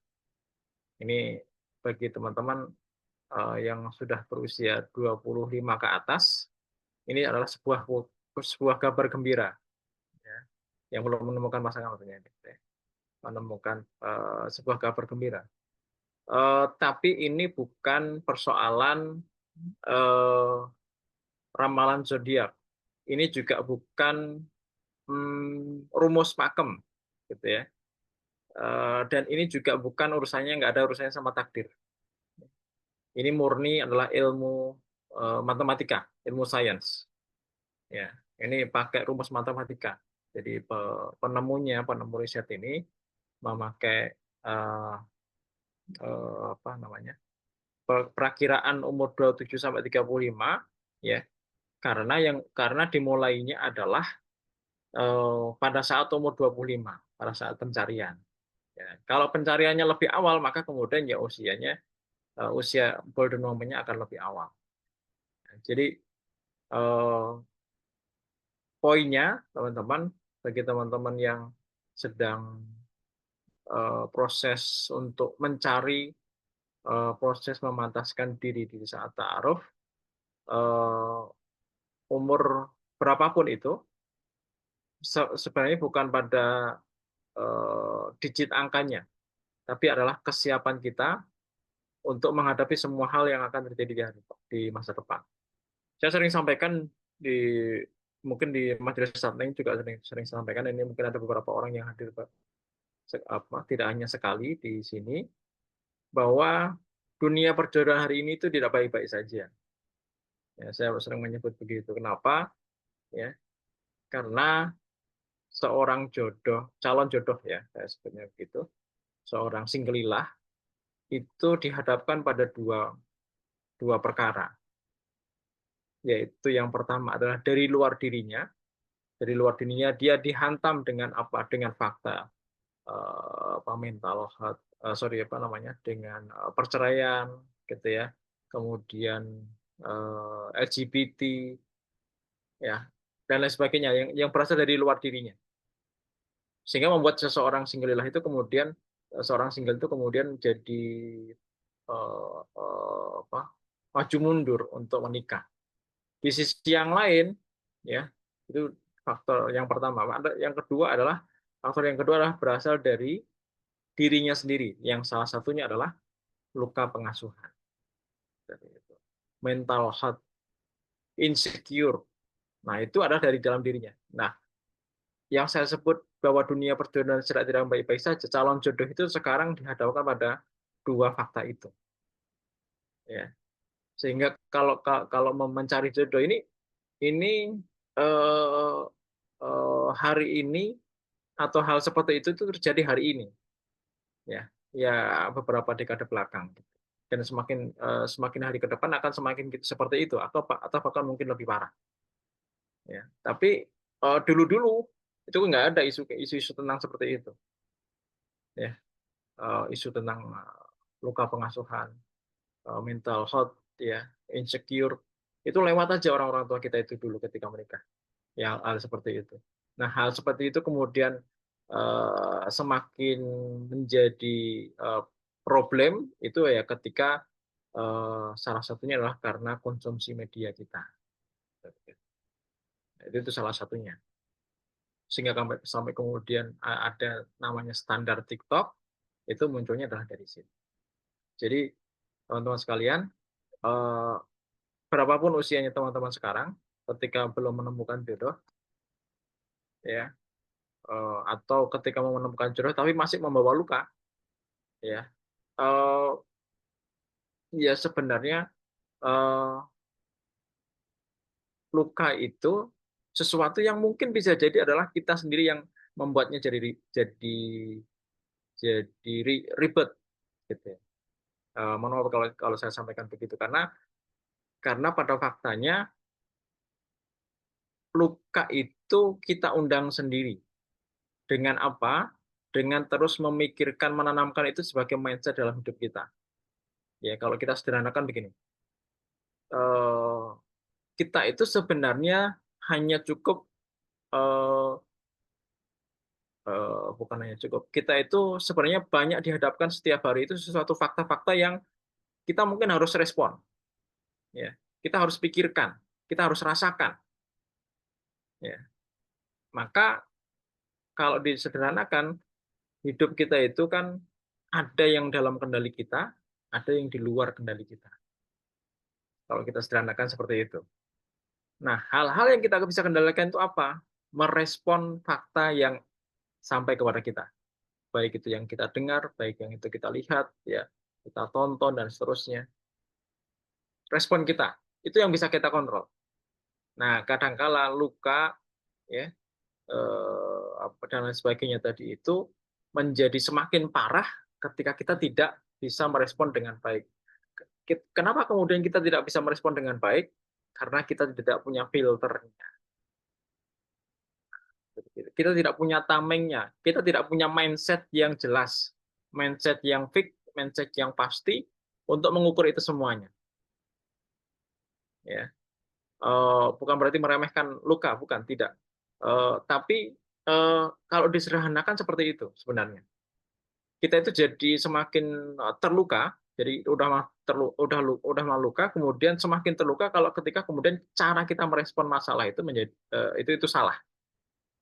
Gitu. Padahal mungkin kita bisa tidak respon, atau kalaupun kita respon dengan cara positif. Contoh misalnya, eh, hidup manusia itu kan memang isinya kalau nggak suka ya duka, gitu kan. Kalau nggak bahagia berarti luka. Nah, kita berarti sudah siap. Itu namanya prinsip, ya, prinsip hidup. Kalau udah, berarti kita udah siap untuk siap bahagia, siap kecewa. Nah, itu tanamkan itu di awal, baru kemudian kita siapkan ke filter-filter atau tameng-tameng berikutnya. Sehingga ketika kita memang pada faktanya, qadarullahnya, kita dilahirkan dari keluarga misalnya broken home, atau orang tuanya abuse, atau apa, ditinggalin menikah sama sama mantan kita, gitu kan, itu kan luka semuanya, luka semuanya. Nah, maka kemudian eh, yang menjadikan luka itu semakin dalam itu adalah sikap kita sendiri. Maka yang kita perlu siapkan adalah respon kita terhadap persoalan, terhadap hal-hal yang kemudian datang kepada kita.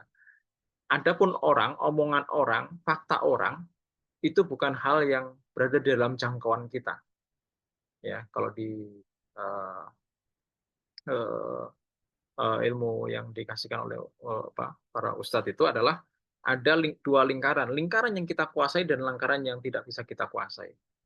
Kalau terhadap lingkaran yang yang tidak bisa kita kuasai, yaitu qadar Allah, itu kita nggak bisa ngapa-ngapain, dan kita hanya nerima aja di situ. Ya, sikap orang, komentar orang. Makanya kalau kemudian kita hidup mengikuti ekspektasi orang, ikut standar orang, kita jadinya akan apa namanya, akan bingung. Itu level terendahnya bingung. Ya, level paling parahnya adalah ya kita malah justru stres, gitu ya, depresi. Itu kenapa? Ya karena ngikuti standar orang lain. Gitu. Standar orang lain itu adalah sesuatu yang berada di luar jangkauan kita. Omongan orang. Eh, kemarin kemarin sore itu saya di telepon grup gitu sama adik-adik saya perempuan semuanya, eh, cerita bahwa ada salah satu adik saya itu mertuanya lagi sakit gitu. Mertuanya lagi sakit, sakitnya sakit stroke ya, dan suaminya. Jadi yang stroke itu suaminya sama orang tuanya, atau mertuanya, mertua dari adik saya itu. Kemudian eh, adik saya cerita bahwa itu kayaknya ini apa namanya? Adik saya menyimpulkan eh, atau bahasa ekstremnya itu adab, gitu ya. Adab yang diberikan Allah kepada apa namanya, kepada suaminya dan kemudian mertuanya. Karena apa?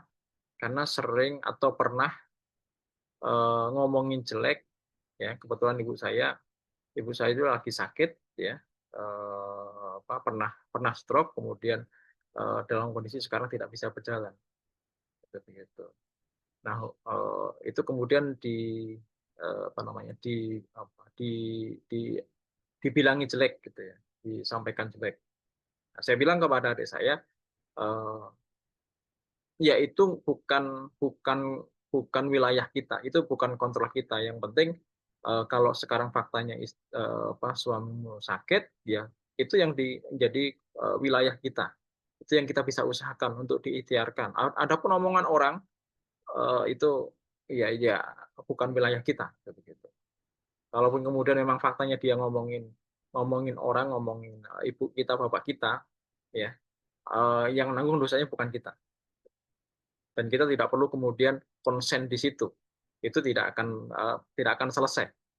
Mau diomongin atau enggak, kalaupun salah, ya akan tetap dianggap salah. Begitu. Ya, kalau di mata dia salah, maka ya selamanya akan salah. Itu omongan orang, ya nggak akan pernah selesai. Nah, maka kita siapin hati kita, pikiran kita untuk menyelesaikan sesuatu yang berada di luar jangkauan kita. Nah, termasuk adalah teman-teman ketika teman-teman single ya terutama ketika mau menikah adalah memikirkan hal-hal yang berada di dalam jangkauan kita, menyiapkan preventingnya apa, preparingnya apa ketika mau menikah. Kalaupun memang qadarullah-nya pernah terluka.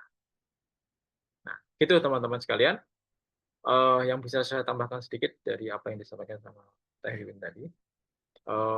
Tadi sudah sampaikan banyak sama Teh Wiwin terkait sama luka pengasuhan. Dan itu tentu saja berharga buat kita semuanya, baik yang sudah menikah seperti saya, dan kemudian teman-teman yang belum menikah. Gitu ya. Oke, ada yang mau ditanyakan? Silakan, teman-teman. Uh, ada siapa saja yang masih online? Ada Mbak Resmita, ada Mas Imron, ada Mbak Putri, ada Mbak Heni. Boleh kalau mau bertanya on mic, resen dulu baru nanti kemudian on mic. Atau mau tanya lewat kolom chat. Ada Umu Habibah. Umu Habibah ini udah nikah atau namanya emang Umu Habibah ya. Ada Aini Chan ya dan sebagainya. Boleh, mangga. Siapa yang mau bertanya? Oh ini ada pertanyaan di kolom chat ya. Ini tanya kepada Teh Wiwin ya. Assalamualaikum. Ini saya bacakan ya Teh Wiwin ya. Assalamualaikum Teh, izin bertanya. Saya menyadari bahwa dalam diri saya ada luka pengasuhan dan yang disampaikan Teteh tadi semuanya kena di saya. Saya sudah berusaha memaafkan, namun karakter yang muncul pada diri saya karena luka pengasuhan tadi belum bisa saya ubah seperti menjadi orang yang suka memendam emosi, sulit membuat keputusan dan lain-lain. Yang ingin saya tanyakan bagaimana memperbaiki karakter yang muncul akibat luka pengasuhan tadi agar bisa menjadi pribadi yang lebih baik. Gitu teh. Enggak bisa dijawab lah. Eh, baik, terima kasih sebelumnya untuk yang sudah bertanya. Saya izin menjawab. Hmm, apabila apabila disimak dari pertanyaannya gitu ya, saya sudah berusaha memaafkan, namun karakter yang muncul pada diri saya karena luka tadi belum bisa saya ubah. Ya, seperti itu ya. Nah, eh dalam satu kaidah gitu, saya menemukan bahwa yang namanya satu kebangkitan itu dimulai dari peningkatan pemikiran, irtifa'ul fikr. Itu pertama gitu. Kemudian di keilmuan yang lain saya juga mengutip gitu bahwa yang namanya perubahan perilaku itu dimulai dari perubahan pemikiran dan juga perubahan dari sisi mindset atau suasana hati gitu ya. Nah, maka sebelum kita jauh menuju ke perubahan perilaku, maka yang harus dibenahi adalah akal kita, pikiran kita, mindset kita, dan juga hati kita dulu gitu. Karena elemen jiwa itu kan, elemen jiwa itu kan ada, ya ada tubuh fisik, ada akal, ada nafs, ada kolbu, ada ruh gitu ya. Itu banyak sekali gitu ya elemen jiwa kita tuh. Nah, maka ketika kita ingin merubah sesuatu yang itu terlihat secara fisik gitu yaitu berupa perilaku, maka yang harus kita rubah terlebih dahulu dan kita perbaiki dulu adalah apa-apa yang itu tidak nampak, itu tidak invisible, yaitu berarti apa tadi? Qalb kita, ruh kita, akal kita, pemikiran kita, mindset kita gitu ya. Seperti itu. Nah, maka dalam hal ini saya menyarankan Yang namanya luka pengasuhan itu tidak akan sembuh dalam satu dua kali terapi. Eh, kita perlu untuk apa ya, menemui ahli kalau sekiranya luka pengasuhan itu menjadi suatu yang sangat mengganggu keseharian kita dalam pengasuhan, dalam relasi dengan pasangan. Perlu sekali sih untuk ke psikolog gitu. Namun kita pun harus punya terapi mandiri. Salah satu terapi mandiri yang saya sarankan adalah tazkiyatun nafs. Itu untuk mengkondisikan kolbu, ruh kita agar kembali ke fitrah gitu ya. Itu tazkiyatun nafs, dan tazkiyatun nafs itu tentunya selain daripada melaksanakan yang wajib dan meninggalkan yang haram, utamanya adalah menambahkan dengan amalan-amalan sunnah. Dan eh, amat sangat berefek gitu di hati, pada diri saya pun, kalau kita tinjau dari beberapa jurnal penelitian pun dari kitab-kitab para ulama itu, bahwa tazkiyatun nafs itu amat sangat berpengaruh dalam memperbaiki kondisi kolbu kita. Semakin kolbu kita terang gitu ya, karena kolbu kita tuh kan diibaratkan seperti lampu cempor ya dalam Al-Quran itu.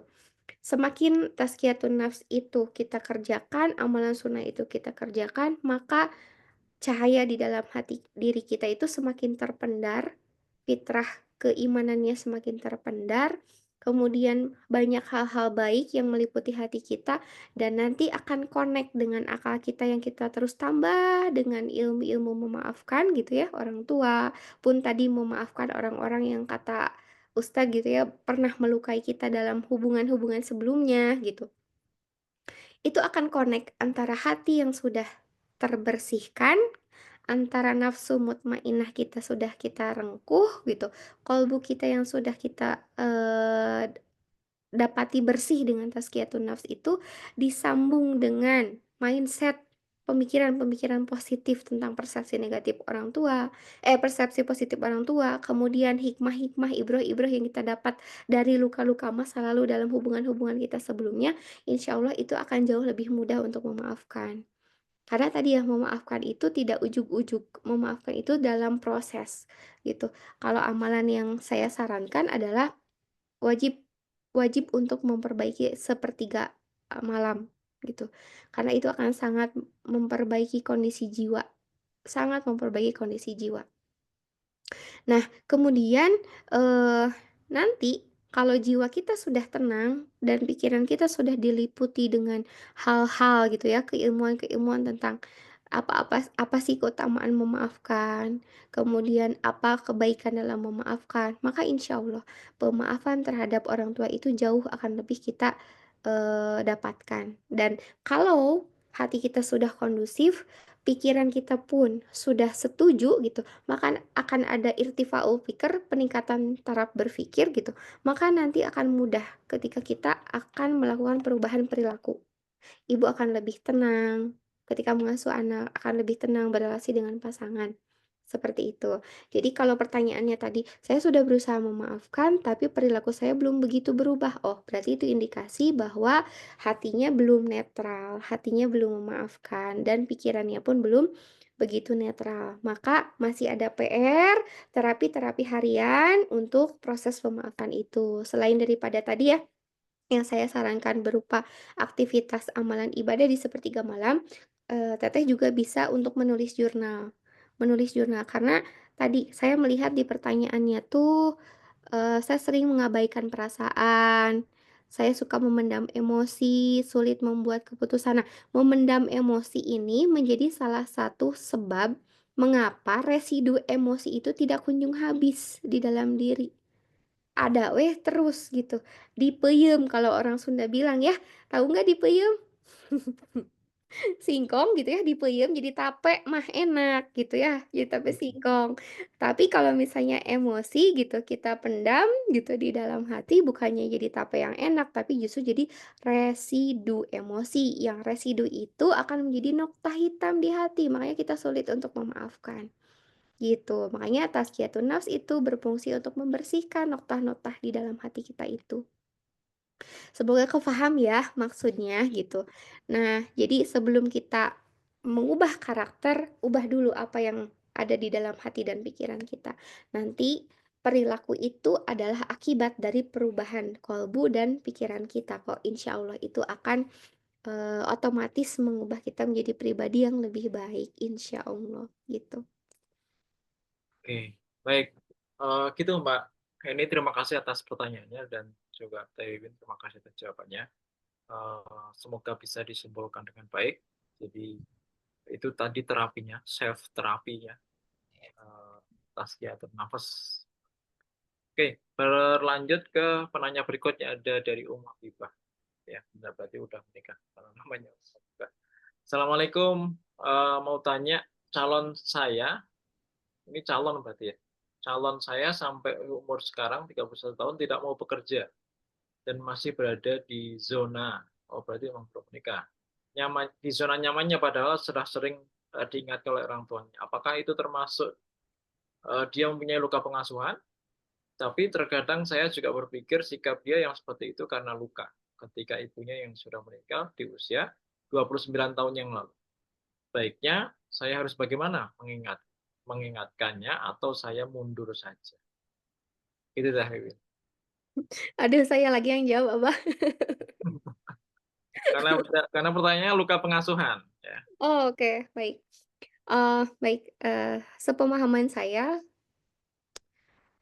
kalau misalnya ditanya, apakah ada luka pengasuhan dari indikator-indikator sikap tadi ya, eee masih aja di zona nyamannya, tidak mau bekerja. Nah, kalau kita, tinjau dari life trap yang tadi, biasanya laki-laki yang biasanya dia itu kesulitan untuk bekerja, nyaman di zona nyamannya itu kemungkinannya 2. Satu, dia sering ditolak, luka pengasuhannya itu dia sering ditolak, makanya dia putus asa, dia nggak berusaha mengejar.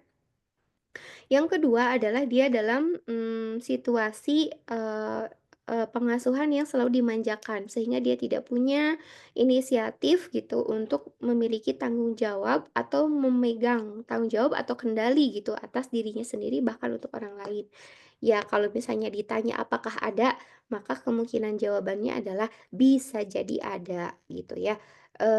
Tapi tadi kita tidak mengkhususkan sebabnya hanya di luka pengasuhan, kita tidak pernah tahu apa mindset utama yang membuat dia bisa pengangguran. Nah, tentunya nanti mungkin Abah bisa menambahkan nih dari persepsi POV laki-laki, kok bisa ada laki-laki yang, di zona nyaman dan terus mendiamkan diri dan jadi pengangguran gitu.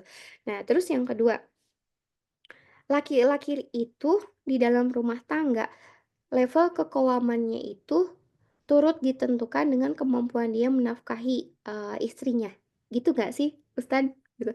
Se Ya, se Sependek keilmuan saya adalah laki-laki semakin dia mampu gitu memberikan nafkah yang layak bahkan lebih baik kepada istrinya, maka level kekewamannya itu akan lebih tinggi.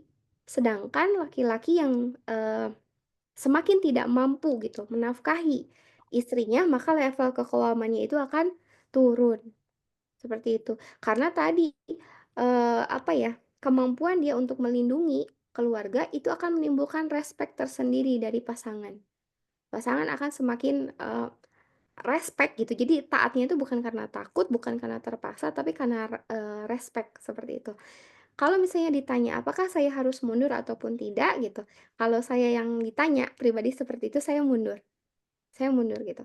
Karena saya menginginkan calon pasangan yang, eee, i ya dia mampu bertanggung jawab gitu atas kami semua. Kalau atas dirinya sendiri dia tidak mampu bertanggung jawab, ya bagaimana dia bisa memimpin gitu keluarganya, seperti itu ya. Kemudian, apalagi ya, di sini dikatakan harus mengingat, dia sebaiknya saya tinggal harus, meninggal ibunya. ditinggal meninggal ibunya. Justru laki-laki itu ketika dia dalam situasi sulit, ketika dia memang manly gitu ya, punya karakter laki-laki, harusnya justru itu memantik memantik jiwa kelelakiannya. Betul gak sih, Ustadz? Karena Iya. laki-laki itu punya jiwa suka tantangan gitu, secara bahkan di luar keislaman pun gitu ya, dalam teori-teori barat, laki-laki itu suka tantangan. Ketika dia dalam situasi terhimpit, situasi tantangan, harusnya itu justru lebih memantik jiwa kelelakiannya. Wallahu alam, bagaimana ini kok bisa seperti itu gitu ya, seperti itu. Kalau saya sih jujur, berat sih kalau saya, "Enggak deh kayaknya mundur aja," gitu, "mundur aja ah," gitu. Gitu Ya, Mas ya, ya. Afan. Oke. Mungkin sedikit menambah ya, Bu Teh Umu Habibah. Ya. Eh, jadi POV-nya mungkin sebagai laki-laki gitu, POV-nya Mmm, sebagai laki-laki. Dan POV-nya adalah sebagai orang yang sudah sering mendengar curhat yang seperti itu, gitu ya. mmm, Eh, jadi gini, eh, laki-laki itu kalau kemudian apa di dalam Al-Quran itu kan kemudian disebutkan arijalu qawwamun 'alan nisa. mmm, Jadi Allah itu memakai kata eh, rijal gitu ya, rojulun ya. Penyebutan laki-laki itu kan bisa sebenarnya bisa banyak. Ya, kalau di ayat yang lain itu kan audakaru wal unsa gitu ya, laki-laki atau kan kemudian ataukah kemudian perempuan. Itu juga laki-laki. Jadi ada mmm, apa rijal, ada zakar seperti itu. mmm, Nah, nah kenapa kemudian dalam urusan rumah tangga Allah itu kemudian memakai kata rojul gitu ya. Arijalu qawwamun 'alan nisa. Ya. Karena emang yang dibutuhkan itu sifat sifat kerojulannya, kelelakiannya. Eh, ada mungkin bisa jadi eh, bukan karakter ya, tapi menurut ilmu neuroscience, laki-laki itu memang kadangkala dia nggak bisa dilepaskan dari eh, artinya ketika dia sudah jadi suami, ketika dia sudah jadi bapak, dia mainannya itu nggak bisa ditinggalin, ya, suka main game kayak gitu ya, dan lain sebagainya. Atau bahkan mungkin kalau di masa kecil saya itu ada namanya Tamiya, gitu, main main Tamiya. Nah itu tapi ketika berbicara tentang rojul ya tentang sifat kelelakian itu harus ada. Nah salah satunya adalah makanya kemudian kenapa Allah itu memerintahkan mencari nafkah itu ada di laki-laki begitu. Karena ada perintah itu, maka kalau kemudian ada laki-laki yang merasa nyaman-nyaman eh, apa namanya di umur 31 tapi belum bekerja ya atau kemudian ini kan Mbak Omo ini kan nungguin gitu ya nungguin si masnya ini biar bekerja biar punya maisah kan gitu ya kalau nggak punya maisah ya nganggur di umur 31 tahun kan mau ngidupin apa gitu. Maka kalau menurut saya kalau di akhir pertanyaannya itu bagaimana mengingatkannya bagaimana mengingatkannya atau saya yang mundur aja. Ya, jadi langkah-langkahnya ini step-stepnya. Eh, Pertama, boleh diingatkan. Siapa siapa yang boleh ngingatin? Boleh Mbak Umu sendiri, boleh lewat keluarganya. Kayak gitu. Itu yang pertama. Kasih waktu yang kedua, ya, kasih timeline, ya. Harus ada timelinenya sampai kapan kemudian dikasih nasihat itu. Kalau misalnya dikasih nasihat dia nolak, ya, langsung nolak maksudnya begitu, ya berarti nggak usah dilanjutkan ke timeline gitu, gitu. Berarti ya cuman cukup berarti udah selesai gitu.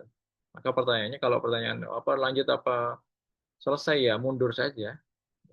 Jadi kalau step-stepnya tadi dinasehatin, kemudian ada timelinenya, ada batas waktunya, ada deadline-nya. Misalnya ini yang bikin ya nanti kesepakatan atau bikin deadline sendiri ya Mbak Umu kepada si cowoknya tadi si masnya. Eh, Misalnya sebulan, 2 bulan. Nah, kalau perkara kemudian eh, kan bisa jadi mungkin bisa jadi adalah dia nggak bekerja itu karena mungkin nyari kemana ke sana kemari kemudian kok nggak dapat gitu ya. Nah, kalau dia sudah berusaha, kalau dia ada usahanya ya itu bagus. Tapi kalau sebelum berusaha dia sudah putus asa kemudian nggak mau bekerja, nah itu salah. Gitu. Berarti sifat rojunya memang udah nggak ada.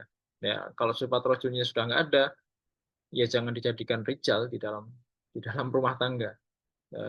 Maksudnya nggak jangan jadikan calon suami gitu ya. Nah, itu gitu. Gitu ya Mbak Umar Habibah. Oke, masih ada pertanyaan dari Mbak Aini Chan. Baru pertanyaan. Assalamualaikum Ustadz atau Ustadzah. Bagaimana jika hubungan anak dan orang tua itu orang tua asing, ya? Bukan orang tua asing itu bukan orang tuanya dari luar negeri, begitu bukan ya? Ya. Orang tuanya sudah bercerai dan tidak tinggal serumah dengan mereka. Saya masih menghormati orang tua saya, hubungan kami baik, hanya saja memang tidak terlalu dekat. Bagaimana saran Ustadz atau Ustadzah jika ingin bertaaruf apakah harus dekat dahulu dengan orang tua? Teh Win, bisa dulu enggak?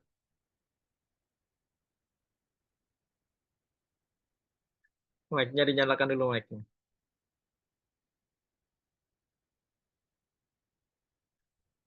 Mic-nya dinyalakan dulu Teh.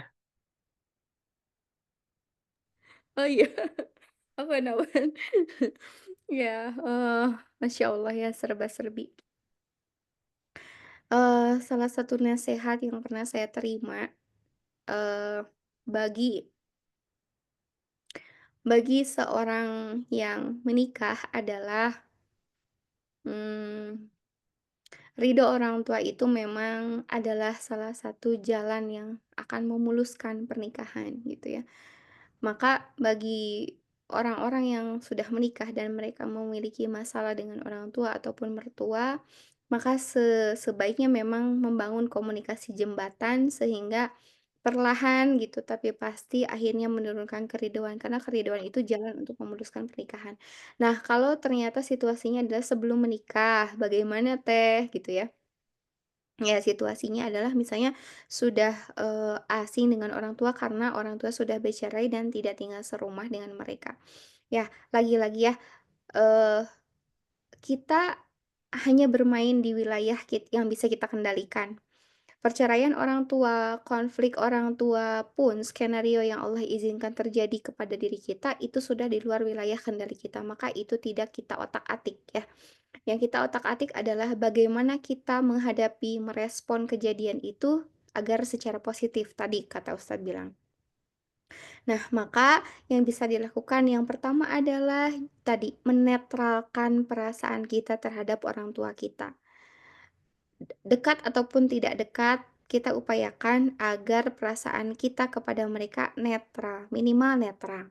Tentu excellent-nya adalah kita menyayangi ya, menyayangi orang tua. Tapi kalaupun aku gak bisa sayang Teh, karena saya asing dengan bapak atau dengan ibu saya misalnya, karena keduanya jauh dari saya. Maka minimal perasaan yang harus kita dapatkan itu adalah netral.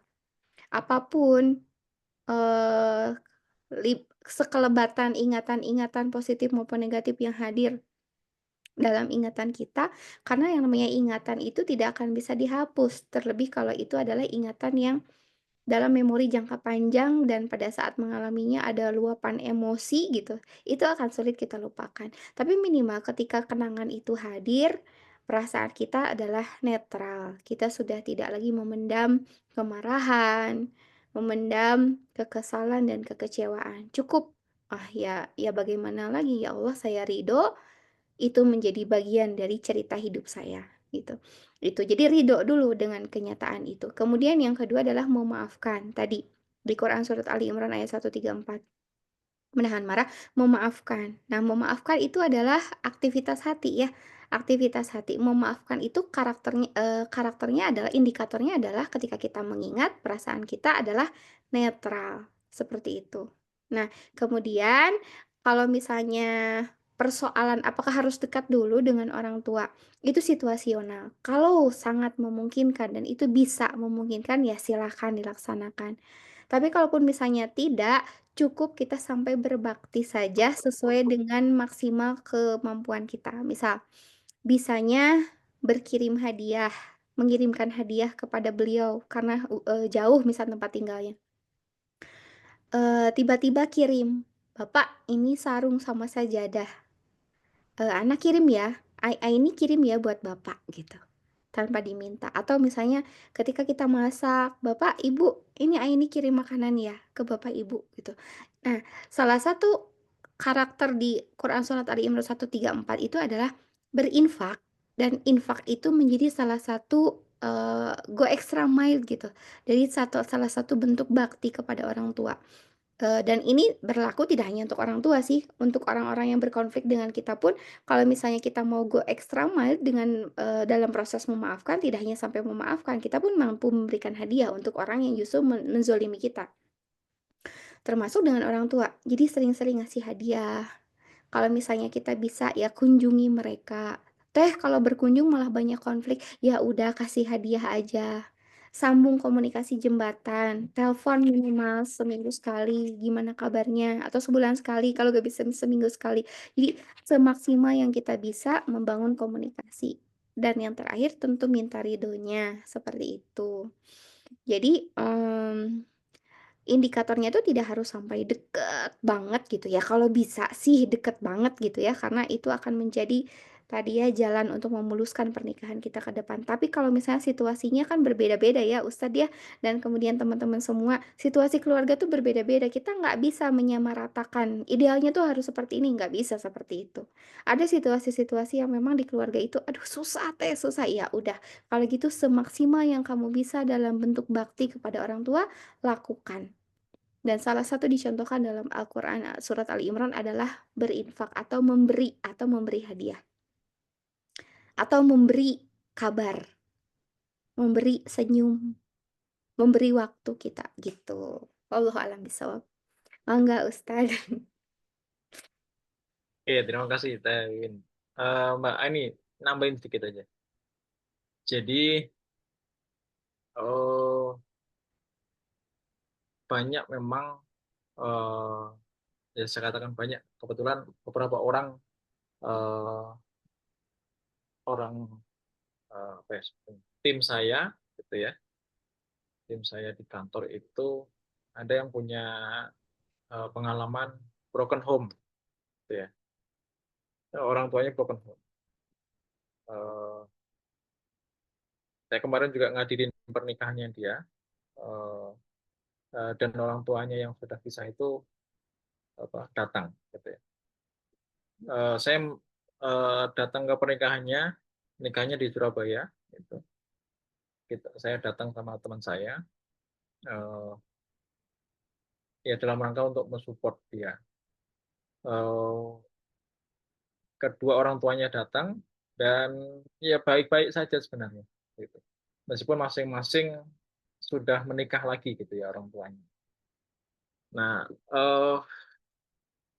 dan si anak tadi yang tim saya itu dia hubungannya dengan keduanya itu baik-baik saja, gitu ya. Makanya kemudian kalau tadi ada apa, bahasa menetralisir gitu ya.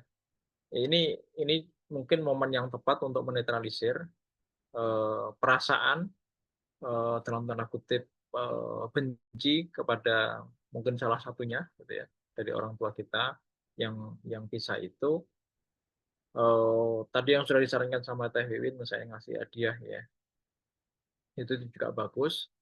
Eh, tapi kalau ditanyakan jika ingin bertaaruf apakah harus dekat dahulu dengan orang tuanya, saya bilang iya, gitu ya, harus iya. Nah, dekatnya itu seperti apa, gitu ya, itu yang mungkin ya diusahakan sedekat mungkin, tidak ada perasaan tadi, ya, benci, gitu ya, di antara masing-masing orang orang tua ya baik yang laki-laki maupun yang perempuan, sehingga nanti kalau misalnya kita qadarullah sudah menikah, eh, kita tidak membawa orang baru yaitu pasangan kita itu untuk juga benci kepada kedua orang tua kita. Pun nanti kalau misalnya punya anak juga begitu. Anak kita itu tidak kita bawa untuk tidak tidak bawa emosinya untuk benci kepada orang tua. Ya, jadi eh, harus menurut saya sih harus dekat dulu dengan orang tua. Ya, baru kemudian. Tapi kalau kemudian mau jalan dua-duanya bareng ya nggak apa-apa sebenarnya. Sambil ta'aruf, sambil berusaha, ikhtiar, kemudian dekat juga dengan orang. Gitu ya, Mbak Aini. Teman-teman, masih ada yang mau bertanya? Barangkali ada yang masih mau bertanya. Masih ada beberapa menit ke depan. Kalau mau ada yang ditanyakan, boleh on mic juga. Ya, kalau mau bertanya. Eh, Ada yang belum bertanya karena dari tadi tidak nampilin mukanya, tidak nampilin nyalain kameranya, jadi nggak tahu. Ada teman-teman?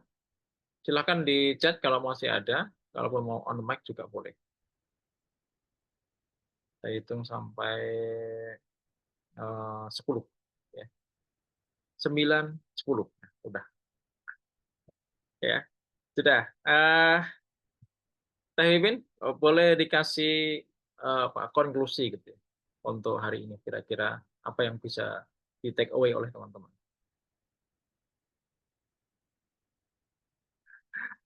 Mic-nya dinyalain, Teh. Iya, Masya Allah ya, banyak sekali konklusinya malam ini gitu ya.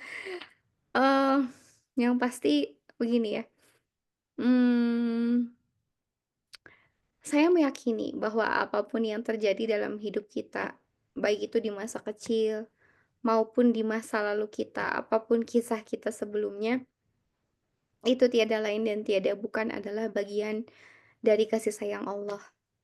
Bahkan ketika, kisah itu pun masih terlihat buruk dalam pandangan kita. Baik ataupun buruk, itu semuanya bagian dari kasih sayang Allah. Kalau misalnya kita ingin beranjak dengan, hubungan berikutnya, saya rasa kita harus selesai dulu ya dengan kisah kita sebelumnya ini dan tiada lain tiada bukan, eee, dengan proses penyembuhan tadi ya, penyembuhan secara mandiri, dengan pemaafan, dengan tazkiyatun nafs, agar kita tidak menarik frekuensi negatif yang sama di kemudian hari. Jadi, selesaikan dulu diri kita sendiri dengan luka-luka pengasuhan dan luka-luka di kisah kita sebelumnya, baru kita beranjak. Kalau udah selesai ke cerita berikutnya. Agar tadi kita tidak menarik ya, tidak membawa orang-orang baru ikut ke masalah kita gitu. Wallahu a'lam bishawab. Gitu ya. Oke, baik. Terima kasih, Teh Win. Eh, boleh saya tambahin sedikit ya. Jadi, eh, luka ya, nggak hanya luka pengasuhan. Luka itu erat kaitannya sama nanti, itu kalau berlanjut, itu erat kaitannya sama mental health, ya, kesehatan mental.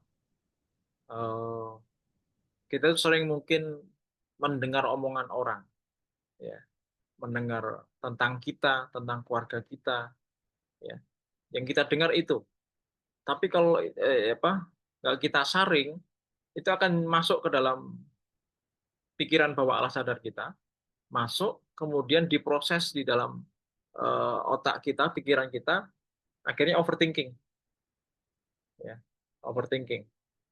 Sehingga kalau kemudian sudah overthinking, nanti bisa ke mental health, ya, kesehatan mental kita jadi terganggu. Nah, entah itu frekuensinya besar atau kecil, tapi yang jelas itu akan berkontribusi kepada kesehatan mental. Dan itu kesehatan mental itu adalah yang hari ini menjadi isu yang sangat apa, ya, mental health issue, ya, mental health issue itu tuh menjadi sangat diperhatikan, apalagi ketika ketika mau menikah ataupun sudah menikah, ya. Eh, orang-orang yang mental health-nya itu kena, ya bisa sampai minimal itu depresi, sampai kemudian ada yang eh, kemarin yang mutilasi, ya, itu juga karena mental health. Jadi hmm, jangan biarkan luka itu semakin dalam dengan cara kita membuat respon atau merespon sesuatu atau hal-hal yang datang kepada kita itu dengan cara yang salah. Makanya kemudian kita harus siapkan apa namanya, filter. Filter itu sebenarnya sakofah, ya. Sakofah Islam, pengetahuan Islam, supaya kita semakin cerdas, semakin apa, cemerlang berpikirnya ketika ada masalah datang. Ya, nggak semua masalah datang itu langsung kita masukkan, langsung kita olah gitu. Nggak seperti itu. Tapi kemudian harus ada yang mungkin hanya cukup diketahui, ya. Ada yang harus memang harus dipikirkan dan seterusnya. Ya, itu teman-teman. Terima kasih atas kehadirannya. Terima kasih Teh Wiwin sudah mau sharing di forumnya para singgelilah. Ya. Semoga apa yang tadi sudah disampaikan tentu saja semoga bermanfaat buat teman-teman sekalian.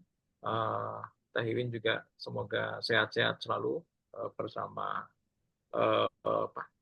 Putri ya, putrinya sehat-sehat semuanya, teman-teman semuanya juga sehat semuanya, bukan hanya sehat fisiknya tapi juga sehat mentalnya. Jadi kalau setiap hari kita itu ketemu sama orang, salaman, kemudian gimana kabarnya, ya, maka pastikan dua hal, bukan hanya sehat fisiknya, tapi harus juga sehat mentalnya. Itu salah satu bentuk kepedulian kita kepada saudara kita Muslim. Oke, baik. Terima kasih dan mohon maaf apabila selama saya memandu acara ini ada yang kurang berkenan dari segi perkataan atau mungkin tutur laku atau tutur tingkah laku ya. Mohon maaf, kita cukupkan pertemuan malam hari ini.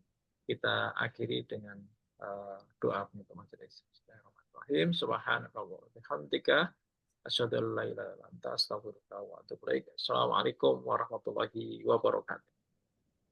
Terima kasih. Syukran. Jazakumullah khairan katsiran. Siap. Izin